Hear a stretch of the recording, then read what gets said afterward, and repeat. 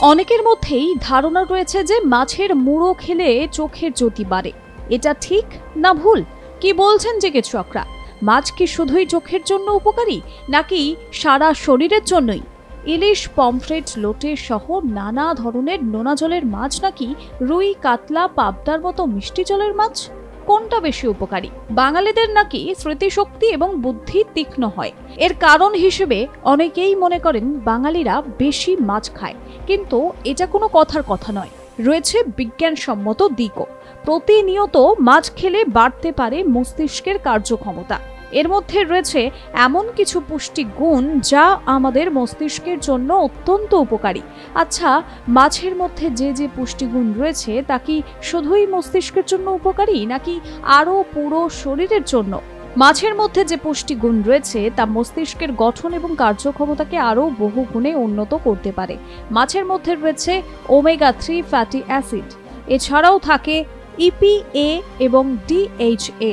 পুকুর, খাল, নদীর মাছে বেশি পরিমাণে দেখতে পাওয়া যায় EPA এবং DHA।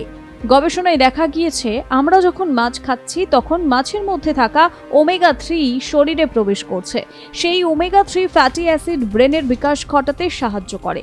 মাছের মধ্যে থাকা অ্যান্টি ইনফ্লামেটরি প্রপার্টি ব্রেনের মধ্যে কোনো রকম ইনফ্লামেশন হতে দেয় না।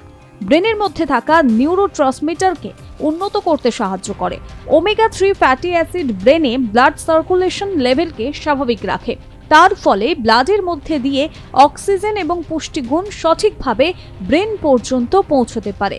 গর্ভবতী কোনো মহিলা প্রতিদিন মাছকে খাদ্য তালিকায় রাখলে তার পাশাপাশি সন্তানেরও ব্রেনের কার্যক্ষমতা উন্নত হয়। পড়ুয়াদের মধ্যে নতুন জিনিস শেখার আগ্রহ জন্মায় মাছের মধ্যে থাকা ওমেগা-3 ফ্যাটি অ্যাসিড থেকে। প্রতিদিন মাছ খেলে হার্ট হেলথ বৃদ্ধি পায়। ওমেগা-3 শরীরের খারাপ কোলেস্টেরলের মাত্রা কমিয়ে দেয়, অপরদিকে ভালো কোলেস্টেরলের মাত্রা বাড়াতে সাহায্য করে। ওমেগা-3 ফ্যাটি অ্যাসিড সারা শরীরে ব্লাড সার্কুলেশন ব্যালেন্স করে, হার্টের পেশিগুলির সংকোচন মাত্রাকে বৃদ্ধি করে, যার ফলে হৃদস্পন্দন নিয়মিত হয়। প্রতিদিন মাছ খেতে পারলে শরীরে ইনফ্লামেশন কম করতে সাহায্য হতে পারে, যার ফলে শরীরে ক্রনিক ইনফ্লামেটরি রোগ সহজে হতে পারে না।